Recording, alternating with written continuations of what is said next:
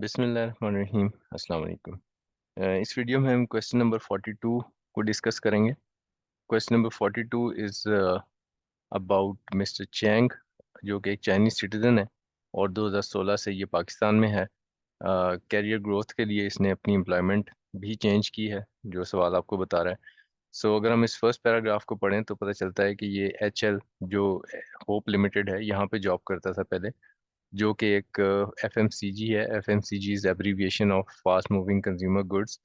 Fast moving consumer goods वो सारे items हैं जो आपको किसी परचून की दुकान पे मिलते हैं। खाने पीने की चीज़ें, दूध दही अंडा मक्खन, कॉस्मेटिक्स, आपके जितने भी हैं ये सारे आइटम्स FMCG कंसिडर होते हैं। FMCG is a type of business actually. अच्छा, यहाँ से इसने 30 सितंबर को जॉब छोड़ दी। इसका मतलब हमारे टैक्स ईयर में जुलाई अगस्त और सितंबर 3 महीने इसने HL में जॉब की है। और उसके बाद इसने डिज़ायर होटल्स DH को ज्वाइन किया 1 अक्टूबर से ऑनवर्ड्स। ठीक है जी, तो इसका मतलब बाकी के 9 मंथ्स इसकी जॉब जो है वो होटल में है। जो सवाल की रिक्वायरमेंट है इसमें वो आपसे इनकम की कैलकुलेशन भी मांगते हैं और टैक्स की कैलकुलेशन भी आपने बनानी है। ओके जी, ये हमारा एक बेसिक फॉर्मेट है जिसके ऊपर हम अपनी सारी कैलकुलेशन बनाते हैं। इसमें आप नाम, type of person, residential status और टैक्स ईयर मेंशन कर लेंगे। बेशक ये चाइनीज सिटीजन है, लेकिन चूंकि नंबर ऑफ डेज इसके पाकिस्तान में हैं 183 डेज से ज़्यादा, तो क्योंकि जॉब जो यहाँ कर रहा है तो इसलिए रेजिडेंट ही माना जाएगा। अच्छा जी, अब एक सैलरी की वर्किंग बना लें आप। इस सैलरी की वर्किंग में आप दोनों एम्प्लॉयमेंट्स HL और DH को मेंशन कर लें। 3 मंथ्स के लिए होप लिमिटेड में और 9 मंथ्स के लिए DH में। अब जो सवाल का डाटा है वो हम यहाँ पे फीड इन करते हैं। जो पहली 3 अमाउंट्स हैं दैट इज़ बेसिक सैलरी, जो कि पर मंथ बताई गई है आपको दोनों एम्प्लॉयमेंट से। उसके बाद मेडिकल अलाउंस है और utilities allowance per month. Allowances तो सारे ही टैक्सेबल हैं। हाँ, अलबत्ता जो मेडिकल अलाउंस है उसमें हमारे पास एग्जेम्पशन अवेलेबल है। एग्जेम्पशंस जो हैं उसमें आप जाकर देखेंगे, मेडिकल फैसिलिटी में हमने पढ़ा है कि जो मेडिकल अलाउंस होता है वो एग्जेम्प्ट होता है up to 10% of basic salary. ये जो क्वेश्चन का जो डाटा है इसमें कहीं पे मेडिकल फैसिलिटी का जिक्र नहीं है, तो इसका मतलब सिर्फ मेडिकल अलाउंस ही है, तो 10% ऑफ बेसिक सैलरी तक एग्जेम्प्ट रहेगा। ये इन्फॉर्मेशन हम फीड इन कर लेते हैं अपनी वर्किंग नंबर 1 में। और वर्किंग नंबर 1 में आप जैसे यहाँ पे 3.5 लाख रुपए है ना HL से, तो अब यहाँ पे जब आप कैलकुलेशन बनाएंगे 3.5 लाख को 3 मंथ्स से मल्टीप्लाई करेंगे। और 4.5 लाख है DH से बेसिक सैलरी, तो 4.5 लाख को 9 से मल्टीप्लाई करेंगे और आगे फिर ये इस तरह से कैलकुलेशन बन जाएगी। जो मेडिकल अलाउंस है उसमें भी ऐसा ही होगा, 35,000 रुपये और 60,000 रुपये। 35,000 3 मंथ्स के लिए और 60,000 9 मंथ्स के लिए। ये 1,05,000 और 5,40,000 रुपये बनेंगे। और आपने जो 10% ऑफ बेसिक सैलरी लेना है वो रेलिवेंट एम्प्लॉयमेंट का लेना है। खासतौर पे याद रखें कि 1,05,000 में से HL वाला ही बेसिक सैलरी का 10% लेंगे आप। और DH के केस में भी 5,40,000 में से DH का जो बेसिक सैलरी है 40,50,000 उसका 10% लेंगे। ये बस एक आपने यहाँ पे एहतियात रखनी है। इसी तरह यूटिलिटीज अलाउंस की भी कैलकुलेशन होगी जिसमें कोई एग्जेम्पशन नहीं है टैक्स लॉ के मुताबिक। Next information is about lunch. ये जो लंच है ये सब्सिडाइज लंच है, यानी कि कुछ रियायती कीमत पे लंच मिल रहा है। इस तरह का जो लंच होता है उसके लिए टैक्स लॉ ने एक एग्जेम्पशन बताई है। और that exemption is perquisites without marginal cost to the employer. ये हमने पढ़ा था एग्जेम्पशंस वाले एरिया में। और वो ये था कि अगर कोई होटल या रेस्टोरेंट अपने एम्प्लॉई को फ्री या सब्सिडाइज फूड दे तो ये टोटली एग्जेम्प्ट होता है। ठीक है, ये प्रोविजन ऑफ लॉ है। इसको हम अप्लाई करेंगे। यहाँ पे जो HL है ये तो होटल नहीं है, लेकिन DH जो है ये होटल है। तो होटल की तरफ से जो लंच मिल रहा है 25,000 रुपये, ये तो एग्जेम्प्ट रहेगा। लेकिन HL की तरफ से जो लंच मिल रहा है वो चूंकि होटल नहीं है, तो इसलिए वो अगर सब्सिडाइज लंच दे रहे हैं तो वो टैक्सेबल होगा। आपको खास तौर पे यहाँ टाइप ऑफ बिजनेस को इम्पोर्टेंस देनी है। और क्योंकि एग्जेम्पशन का ताल्लुक होटलिंग बिजनेस से है, सब्सिडाइज लंच जो है वो DH वाला जो है वो एग्जेम्प्ट होगा और बाकी HL वाला जो है वो टैक्सेबल रहेगा।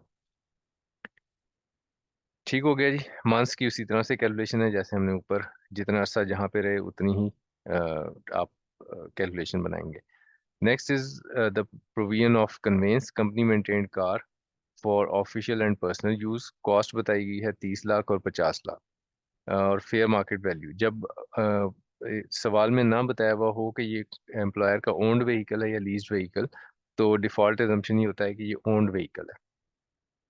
ओन्ड व्हीकल के केस में जो टैक्स लॉ ने वैल्यूएशन ऑफ कन्वेंस का प्रिंसिपल बताया है वो ये है कि आप व्हीकल के केस में आप 5% लेंगे of the cost of vehicle if the vehicle is owned by the employer and it is used for official and personal use। ठीक है जी। सो ये ऑफिशियल पर्सनल यूज के लिए है, तो इसका मतलब 30 लाख का भी 5% लेंगे और 50 लाख का भी 5% लेंगे। लेकिन अ, जहाँ पे 3 मंथ्स की एम्प्लॉयमेंट है वहाँ 3/12 से मल्टीप्लाई भी करना है, और जहाँ 9 मंथ्स की एम्प्लॉयमेंट है वहाँ 9/12 से मल्टीप्लाई करना है। सो ये 30 लाख और 50 लाख जो है इन वैल्यूज को हम इस्तेमाल करेंगे और कन्वेंस की वैल्यूएशन बना लेंगे। इम्पॉर्टेंट ये है कि आप ये 3/12 और 9/12 इसको आपने इग्नोर नहीं करना है। अच्छा जी, एनुअल बोनस। बोनस जो है ये तो सारे का सारा टैक्सेबल ही होता है। टैक्सेबल होने का बुनियाद सिर्फ यही है कि चूंकि एग्जाम्पशंस में कुछ नहीं है, लॉ के अंदर जितनी भी एग्जाम्पशंस दी हुई है उसमें कहीं पे बोनस नहीं आता है, तो इसका मतलब ये टैक्सेबल होगा और 3.5 लाख रुपए टैक्सेबल इनकम में शामिल किए जाएंगे। Next item is gratuity of, and this gratuity has been received from an unapproved scheme. 12,25,000 रुपये। सो अनअप्रूव्ड स्कीम से अगर ग्रेचुटी मिले तो टैक्स लॉ क्या कहता है इसके बारे में, सो ये हम देख लेते हैं ज़रा। सो ग्रेचुटी के केस में टैक्स लॉ ने ये कहा कि अगर ये अनअप्रूव्ड ग्रेचुटी है तो आप 75,000 या फिर 50% ऑफ ग्रेचुटी की अमाउंट, इसमें से जो अमाउंट कम हो, which ever is less is exempt. तो हम देख लेते हैं कि 12,25,000 में से कितना अमाउंट एग्जेम्प्ट हो जाएगा। सो 12,25,000 में से आप कंपेयर करेंगे 75,000 को किससे, 50% ऑफ द अमाउंट। सो 12,25,000 का जो 50% होगा वो 6 लाख समथिंग बनेगा, जो डेफिनेटली 75,000 से ज़्यादा है। सो 6 लाख समथिंग को जब 75,000 से कंपेयर करेंगे तो लेसर अमाउंट बनती है 75,000। सो 75,000 की amount will be exam from tax इस 12,25,000 में से, और बाकी टैक्सेबल इनकम में शामिल हो जाएगा। Next information is about to return air tickets. सो ये जो रिटर्न एयर टिकट्स हैं मिस्टर चैंग के लिए और उसके स्पाउस के लिए, तो ये बिल्कुल टैक्सेबल सैलरी बनेगी। एक एम्प्लॉय को बेनिफिट दिया जा रहा है, और इसमें बताया हुआ ये है कि बेनिफिट की लिमिट 6 लाख है, लेकिन उसने इस्तेमाल 5,50,000 किया है। तो ज़ाहिर है जितना जितना उसने फ़ायदा लिया है उतना ही हम सैलरी इनकम में शामिल करेंगे। सो 5,50,000 कुछ भी इसमें एग्जाम्प्ट नहीं है, सारे का सारा टैक्सेबल होगा। नेक्स्ट अमाउंट इज 7.5 लाख रुपए, जो कि मिस्टर चैंग ने एक परफॉर्मेंस बॉन्ड फिल किया। परफॉर्मेंस बॉन्ड डीएच के साथ, जो सेकंड एम्प्लॉयर है उसको उसने एक एश्योरिटी दी, एक बॉन्ड फिल करके दिया कि जनाब मैं आपकी जॉब नहीं छोड़ूंगा 30 जून 2025 तक। अब ये हमने कहाँ पे पढ़ा था जी, ये हमने पढ़ा था सैलरी की, जब हम डेफिनेशन पढ़ रहे थे तो हमने एक चीज़ डिस्कस की थी, profits in due of salary, और यहाँ हमने पढ़ा था consideration of employees agreement to a restrictive covenant to any past present और फ्यूचर एम्प्लॉयमेंट। अगर एम्प्लॉय अपनी एम्प्लॉयमेंट, अपने ऊपर कोई रिस्ट्रिक्शन कबूल करने के कोई पैसे ले, तो वो रिस्ट्रिक्शन कबूल करने के जो पैसे लेगा वो profits in lieu of salary है, और profits in lieu of salary जो है वो सैलरी इनकम का पार्ट है। अब यहाँ पे इसने रिस्ट्रिक्शन कबूल की है बिल्कुल, कि वो जॉब नहीं छोड़ेगा, और इस रिस्ट्रिक्शन को कबूल करने के इसने 7.5 लाख रुपए लिए हैं। तो ये जो 7.5 लाख रुपए इसने लिए और ये प्रॉमिस किया कि मैं जॉब छोड़ के नहीं जाऊंगा, तो ये 7.5 लाख रुपए बिल्कुल इसकी सैलरी इनकम कंसिडर होगा। Next information is about commission, जो 4 लाख रुपए है कमीशन इसने रिसीव किया। अब कमीशन जो है अगर एम्प्लॉयर से मिले तो क्या वो सैलरी इनकम बनता है या नहीं, वो हमने सैलरी की जो डेफिनेशन पढ़ी थी उसमें one of the item was commission. So commission अगर एम्प्लॉयर दे रहा है तो वो सेक्शन 12 में जो सैलरी को डिफाइन किया गया है सैलरी इनकम का पार्ट है। तो इसका मतलब ये जो 4 लाख रुपए है कमीशन के तौर पे मिले, ये सैलरी इनकम का पार्ट बनेंगे, and this will be taxable, इसमें कोई एग्जेम्पशन नहीं है। अच्छा जी, पेमेंट ऑफ आउटस्टैंडिंग लोन, ये थोड़ी सी एक टेक्निकल एडजस्टमेंट है। इसमें देखें दो तीन चीजें बताएंगी। एक तो इसने कहा कि आउटस्टैंडिंग यानी कि जो आउटस्टैंडिंग वो अमाउंट होती है जो भी आपने पे नहीं की। Payment of outstanding loan of 38 lakh रुपए बाय डीएच। सो डीएच एक पेमेंट कर रहा है जो कि सेकंड एम्प्लॉयर है, और Chang had obtained this interest loan. ये लोन की पेमेंट कौन कर रहा है? डीएच। और ये लोन लिया किसने था? मिस्टर चैंग ने। मिस्टर चैंग ने किससे लिया था? एचएल से, प्रीवियस एम्प्लॉयर से। और लोन लेकर उसने घर कंस्ट्रक्ट किया था, और घर कंस्ट्रक्ट करके उसने 5 साल के लिए रेंट पे दे दिया। ठीक है। सो ट्रांजैक्शन पहले समझें। प्रीवियस एम्प्लॉयर यानी एचएल से लोन लिया चैंग ने, और ये 2020 में लिया था उसने, पुरानी बात है। और ये लोन लेने के बाद उसने एक घर खरीदा, कंस्ट्रक्ट किया, और उसको किराए पर दे दिया। ना वो किराए पर दे दिया, तो इसका मतलब अभी तक, क्योंकि 5 साल के लिए एग्रीमेंट है, 2020 में अगर दिया है तो इसका मतलब इस साल 2024 में भी वो रेंट पे है, और प्रॉपर्टी इनकम बनेगी। दूसरी चीज ये कि ये जो 38 लाख रुपए का लोन है, ये मिस्टर चैंग ने तो अदा ही नहीं किया, बल्कि जो नया एम्प्लॉयर है डीएच, उसने एचएल को दे दिए पैसे। प्रीवियस एम्प्लॉयर को वो लोन अदा कर दिया। ठीक है। तो अगर वो प्रीवियस एम्प्लॉयर को लोन अदा कर दिया है, तो ये तो ऑब्लिगेशन एम्प्लॉय की थी जो एम्प्लॉयर ने अपने जिम्मे ले ली, उसने अदा कर दी। तो हमने ये अगेन परक्विजिट्स में पढ़ा था कि ऑब्लिगेशन ऑफ एम्प्लॉय जो कि एम्प्लॉयर बियर कर ले, तो वो टैक्सेबल मानी जाती है, सैलरी इनकम का पार्ट बनती है। ठीक है। सो डीएच ने जो अपने जिम्मे लिए, ये 38 लाख रुपए अपनी जेब से अदा किए, ये 38 लाख रुपए मिस्टर चैंग की सैलरी इनकम माने जाएंगे। ठीक है जी। अब सो दो चीजें हो गई। एक तो ये कि प्रॉपर्टी इनकम में आएंगे ये 8 लाख रुपए रेंट के तौर पे जो वो रेंट रिसीव कर रहा है। दूसरा, डीएच ने जो लोन अदा कर दिया, वो 38 लाख रुपए मिस्टर चैंग की इनकम बनेगी। लेकिन मिस्टर चैंग का ये लोन डीएच ने अदा किया है, और डीएच की मुलाजमत कब से शुरू हो रही है? वो सितंबर, 1 अक्टूबर से। तो इसका मतलब 30 सितंबर तक तो ये लोन आउटस्टैंडिंग था, और ये इंटरेस्ट फ्री लोन है जैसे कि लिखा हुआ है।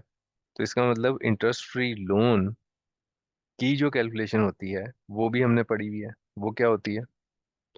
सो ये है जी इंटरेस्ट फ्री लोन। हमने ये बेंचमार्क रेट से एक इंटरेस्ट कैलकुलेट करना होता है, और वो सैलरी इनकम में शामिल करना होता है। बेंचमार्क रेट 10% है। ठीक है। सो समस्या काफी गंभीर हो गई है इस एडजस्टमेंट में।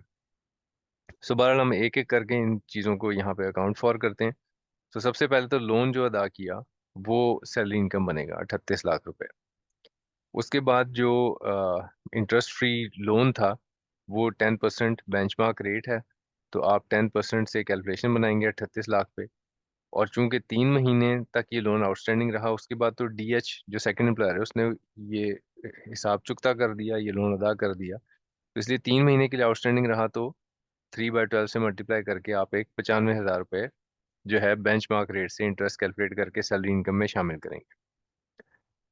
उसके बाद अगला काम क्या करेंगे? प्रॉपर्टी इनकम बना लें, जिसमें रेंट लिखेंगे आप 8 लाख रुपए। ये 8 लाख रुपए जो है सालाना रेंट है। अब ये जो रेंट है, ये डेफिनेटली घर का रेंट है। तो घर का जो रेंट है उसके लिए आप एक दफ़ा ज़रा प्रॉपर्टी इनकम को मुलाहजा फरमाएं, और उसमें देखें कि अलाउेबल एक्सपेंसेस में हमने पहला एक्सपेंस पढ़ा था कि बिल्डिंग के केस में आपको एक रिपेयर अलाउंस होता है जो कि 1/5 of rent chargeable to tax.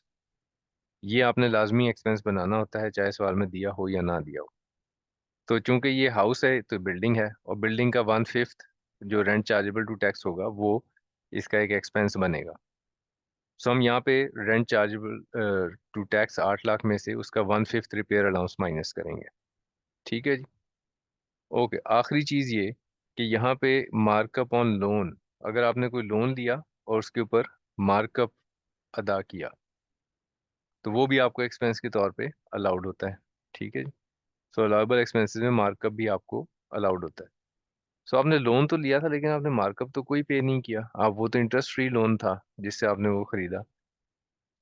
तो अब आप टैक्स लॉ में दोबारा से जाएं जरा सैलरी के हेड ऑफ इनकम में, और इस चीज़ को रिवाइज करें कि इंटरेस्ट फ्री लोन के केस में हमने एक चीज़ पढ़ी थी कि अगर लोन को आपने इस्तेमाल किया है किस लिए?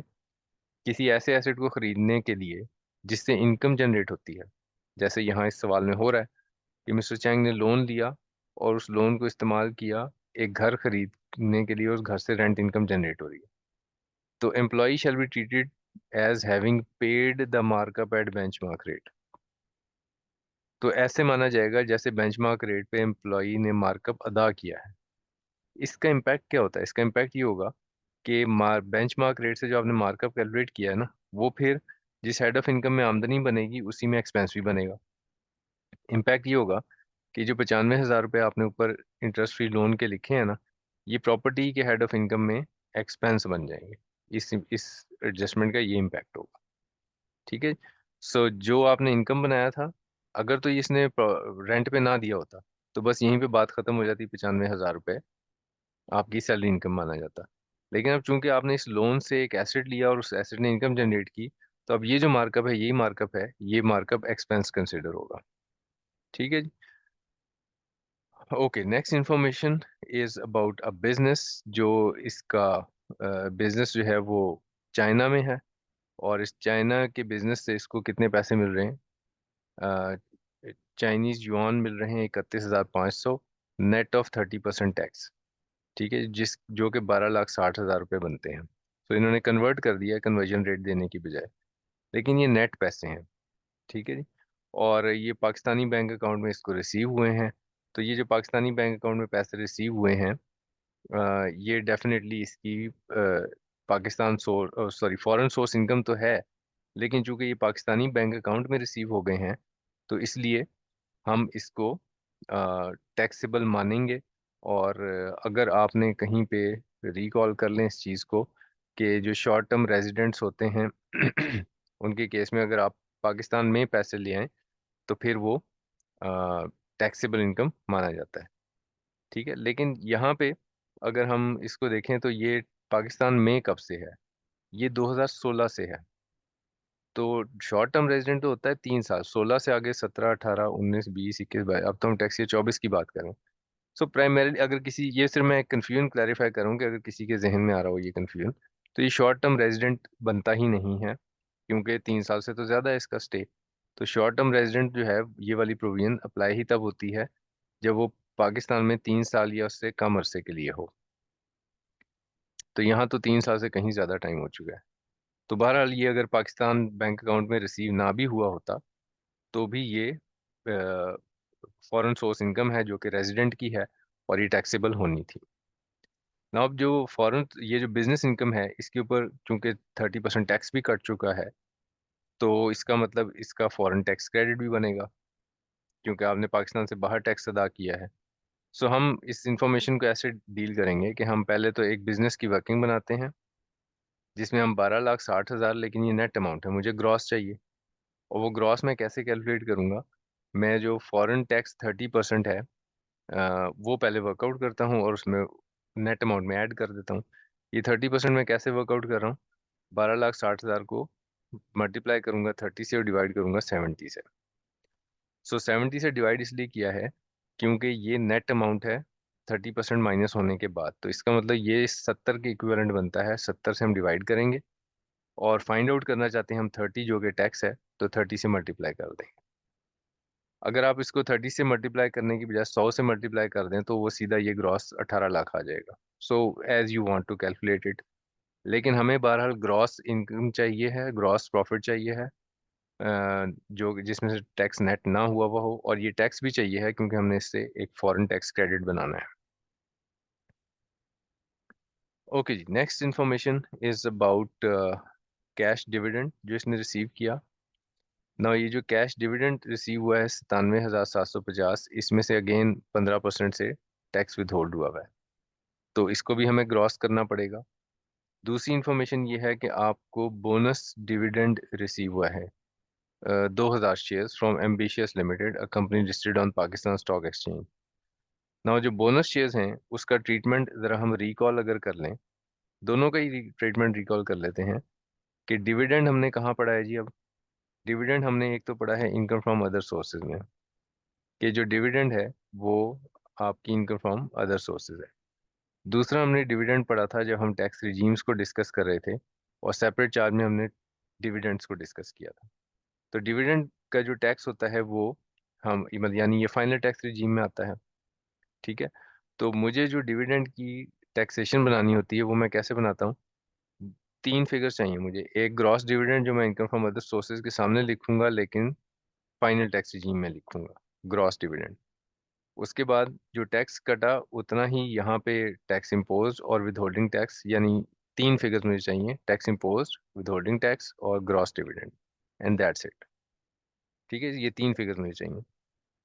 सो एक नेट फिगर मुझे दी हुई है, मैं पहले इसको ग्रॉस अप करूंगा। 15% से अगर टैक्स विदहोल्ड हुआ है इसमें से, तो मैं इसका मतलब ये 85 की इक्विवेलेंट अमाउंट है। तो 97,750 को अगर आप 85 से डिवाइड करें और मल्टीप्लाई 100 से करें तो आपको ग्रॉस डिविडेंड मिल जाएगा। और फिर उस ग्रॉस का अगर 97,750 से फर्क ले लें आप, तो वो आपको टैक्स की अमाउंट मिल जाएगी। अब जो बोनस शेयर्स है उसका ट्रीटमेंट क्या है जी? बोनस शेयर्स का ट्रीटमेंट हमने डिस्कस किया था कैपिटल गेन्स में। सो कैपिटल गेन्स में हमने बोनस शेयर्स पे बात की थी, और बोनस शेयर्स के बारे में हमने कहा ये था कि 10% शेयर्स विद होल्ड कर लिए जाते हैं। मतलब ये होता है सिंपली, इसका जो मरकजी ख्याल है वो ये कि जो फे जितने बोनस शेयर्स मिले उनकी फेयर मार्केट वैल्यू के 10% के बराबर आपसे टैक्स लिया जाता है, और वो फाइनल टैक्स होता है। इसका मतलब ये है कि जो बोनस शेयर्स के केस में, अगेन ये फाइनल टैक्स रिजीम का आइटम है, तो मुझे तीन ही फिगर्स चाहिए होंगी। एक मुझे ग्रॉस बोनस, जो कि इनकम फ्रॉम अदर सोर्सेज में लिखूंगा बोनस शेयर्स, क्योंकि इनकम फ्रॉम अदर सोर्सेज में हमने ये पढ़ा था कि बोनस शेयर जो है ये इनकम फ्रॉम अदर सोर्सेज का पार्ट है, यहाँ आपने पढ़ा है। और फिर आपने इसको फाइनल टैक्स कैपिटल गेन्स के चैप्टर में पढ़ा कि ये फाइनल टैक्स रिजीम में आता है। इसका मतलब इनकम फ्रॉम अदर सोर्सेज के सामने आप लिखेंगे बोनस शेयर्स, और फिर उसके ऊपर और वो किस वैल्यू से आएगा, जो भी उनकी मार्केट वैल्यू है उससे। और जो उसके ऊपर 10% होगा वो उसका टैक्स होगा। टैक्स इम्पोज भी आप लिखेंगे और साथ में विद होल्डिंग टैक्स भी सेम अमाउंट से लिखेंगे। सो this will be the treatment. अब हम जरा यहाँ पे इसका फिगर वर्क बना लेते हैं। So figure work would be something like this. अच्छा, ये फॉरेन टैक्स क्रेडिट जो ऊपर से 5,40,000 थे वो वर्किंग शायद मिस हो गई थी। सो हम इसका फाइनल टैक्स रिजीम का working income from other sources में बना रहे हैं। सो कैश डिविडेंड हमारे पास 97,750 है, ये नेट है। इसके ऊपर 15% से मैं टैक्स वर्कआउट कर रहा हूँ। कैसे ये 17,250 आएगा? अगर आप 97,750 को मल्टीप्लाई करें 15 से, डिवाइड करें 85 से, तो ये फिगर आ जाएगा। और टैक्स को ऐड कर देंगे इसमें, तो ग्रॉस डिविडेंड आ गया। सो मेरे पास अब ग्रॉस डिविडेंड आ गया है और टैक्स का फिगर भी आ गया है। यही दो फिगर्स मैं ढूंढ रहा था। फिर बोनस शेयर्स के केस में आप देखें 2,000 बोनस शेयर्स हैं और 25 रुपये उनकी मार्केट वैल्यू है, तो 50,000 रुपये तो मार्केट वैल्यू हो गई। और 10% से उसका टैक्स है जो कि 5,000 रुपये बनता है। सो जो वैल्यूज मुझे चाहिए हैं ग्रॉस और टैक्स की वैल्यू, दोनों मैं वर्कआउट कर चुका हूँ इस वर्किंग में। सो इसको मैं जब अपनी वर्किंग फाइनल करूंगा तो वहाँ प्लेस कर लूंगा अपनी फाइनल वर्किंग के अंदर। He transferred amount of rupees 6 lakh to bank account of a non profit organisation. ठीक है जी, as donation for flood affectees. अब ये डोनेशन है और इसने अक्लमंदी ये की है कि इसने डोनेशन दिया भी कैसे है? बैंकिंग चैनल के थ्रू। तो इसका मतलब ये है कि हमें अ, एक वैल्यू सी फाइंड आउट करनी होगी। वो हम कैसे फाइंड आउट करेंगे? हम अमाउंट ऑफ डोनेशन को कंपेयर करेंगे 30% ऑफ टैक्सेबल इनकम के साथ, और फिर इनमें से जो कम होगा उसको वैल्यू सी बनाएंगे, और फिर उस वैल्यू सी को एवरेज रेट ऑफ टैक्स से मल्टीप्लाई करेंगे, यानी ए ओवर बी से। ठीक है, so this will be our way forward. अच्छा जी, अब आप इसकी एक वर्किंग बना दें। इसमें आप लिखें टैक्स क्रेडिट्स की वर्किंग में आप मेंशन कर लें कि जी डोनेशन जो कि 6 लाख रुपए का है, और अभी हम इससे आगे प्रोसीड नहीं कर सकते क्योंकि अभी हमारे पास टैक्सेबल इनकम नहीं बनी। Next amount is annual premium of life insurance. पहले इसका एक टैक्स क्रेडिट हुआ करता था जो कि अब टैक्स लॉ से ख़त्म हो गया है, तो इसलिए अब इस इंफॉर्मेशन का आपने कुछ नहीं करना, इट इज़ यूजलेस। अच्छा जी, सो अब हम ज़रा अपनी वर्किंग्स फाइनल करते हैं। सो ये सैलरी का टोटल करें और अपनी मेन वर्किंग में ले जाएं। ये हम अपनी नॉर्मल टैक्स रिजीम में लिखेंगे 12,915,000। उसके बाद जो सेकंड आपका हेड ऑफ इनकम है दैट इज प्रॉपर्टी। प्रॉपर्टी के हेड ऑफ इनकम को टोटल करें 5,45,000। इस फिगर को प्रॉपर्टी के हेड ऑफ इनकम में लिख लें। ये दोनों नॉर्मल टैक्स रिजीम के आइटम्स हैं। तीसरा जो हेड है दैट इज बिजनेस। बिजनेस में ग्रॉस इनकम हमने कितनी बनाई थी, 18 लाख रुपए। सो ये 18 लाख रुपए आप यहाँ पे लिख लें। ठीक है जी। उसके बाद अगला figure that is coming from income from other sources. तो यहाँ पे अब फाइनल टैक्स रिजीम का आइटम है, अब आप एफटीआर में लिखेंगे ग्रॉस डिविडेंड कितना है, 1,15,000, और इसका टैक्स जो है वो 17,250 है। सो इसको आप अपनी एफटीआर में यही तीन फिगर्स हमें चाहिए होती हैं।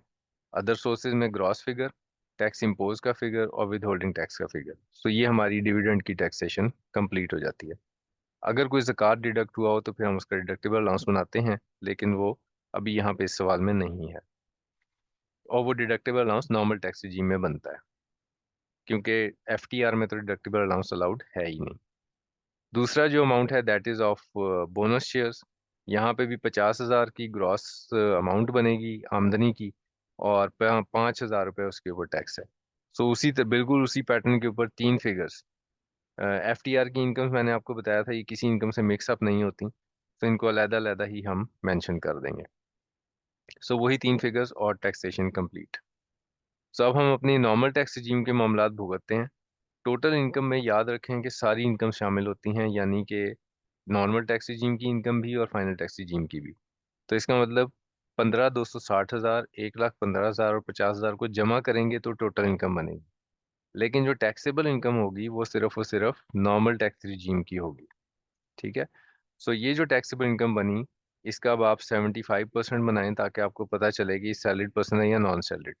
सो 75% आपने बनाया तो वो बना 11 मिलियन, और सैलरी इनकम में आपको नजर आ रहा है कि 12 मिलियन से ज्यादा की अमाउंट है। तो इसका मतलब ये सैलरीड पर्सन है। अब आपको सैलरीड पर्सन वाले टैक्स स्लैब चाहिए होंगे जो आप अप्लाई करेंगे, और 6 स्लैब अप्लाई करके आप टैक्स इम्पोज कैलकुलेट कर लेंगे। टैक्स स्लैब्स आपको एग्जाम में गिवन होते हैं, I am not explaining those right now, क्योंकि टैक्स स्लैब आपको अप्लाई करने आते हैं, दिस इज माई एजम्पशन। अच्छा जी, टैक्स क्रेडिट्स या चलो यार इसको भी, ये भी हुज्जत तमाम कर दें ऐसी। सो ये जी सैलरीड पर्सन के टैक्स रेट्स हैं, और दिस इज द 6 स्लैब, जो कि 10,95,000 plus 35% of amount exceeding 6 million, ये वाला स्लैब हमने अप्लाई करना होगा। सो ये स्लैब अप्लाई करके आप टैक्स इम्पोज कैलकुलेट करेंगे। अब टैक्स क्रेडिट्स को हम फाइनल कर लेते हैं, क्योंकि अब हम उस मकाम पे पहुंच गए हैं कि टैक्स रेट की सारी फिगर्स हमारे पास आ सकती हैं। सो फॉरेन टैक्स है हमारे पास, अब मुझे पाकिस्तान टैक्स वर्कआउट करना है। ठीक है। सो फॉरेन टैक्स क्रेडिट्स में हम क्या करते हैं, हम करते ये हैं कि tax credits, and this is foreign tax credit, और इसमें हम क्या करते हैं कि पाकिस्तान टैक्स वर्कआउट करते हैं, और उसके लिए हम फॉरेन सोर्स इनकम को मल्टीप्लाई करते हैं average rate of Pakistan tax से।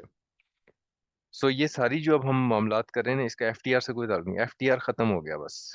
एफटीआर की कैलकुलेशन खत्म है, एनटीआर की अब हम कर रहे हैं। सो मेरे पास फॉरेन टैक्स है 5,40,000। अब मैं पाक फॉरेन सोर्स इनकम देखो कितनी है, 18 लाख रुपए। इसके ऊपर पाकिस्तान टैक्स वर्कआउट करना चाहता हूँ। सो आप 18 लाख को पाकिस्तान के रेट ऑफ टैक्स से मल्टीप्लाई करें। अब पाकिस्तान का रेट ऑफ टैक्स कैसे आएगा, वो आपने टैक्स इम्पोज यानी 4,33,6,000 को डिवाइड करना है 15,260,000 जो कि टैक्सेबल इनकम है।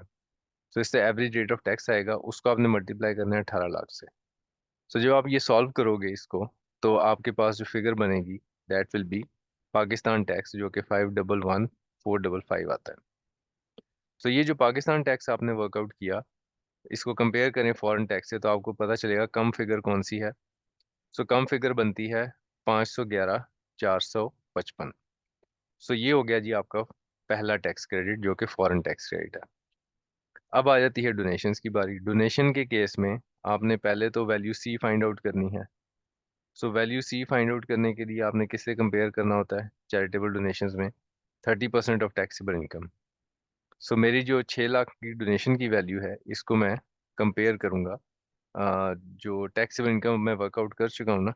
टैक्सेबल इनकम कितनी है, 15,260,000। सो 15,260,000 का 30% बना लें, so what we get is 4.5 million. तो डेफिनेटली इसमें से कम 6 लाख बनता है, तो ये हमारी वैल्यू सी हो गई।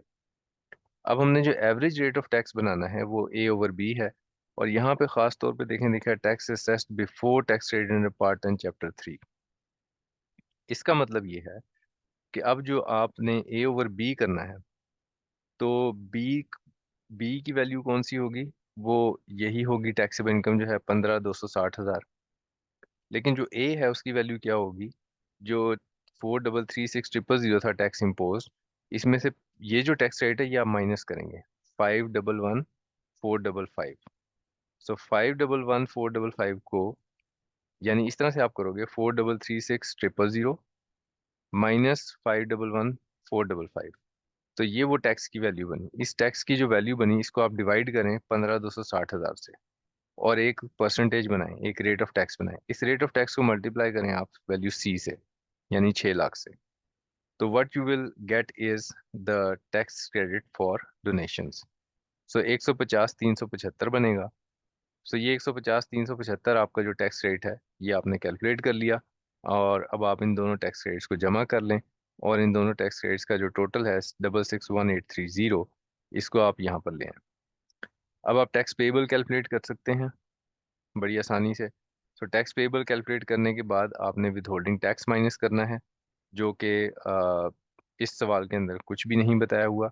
सो टैक्स डिमांड विल बी 3674,170। ठीक है जी। So this is it. अब हम इसमें, अगर आपको कोई कंफ्यूजन होगा तो उसके ऊपर बात करेंगे। Thank you very much, take care.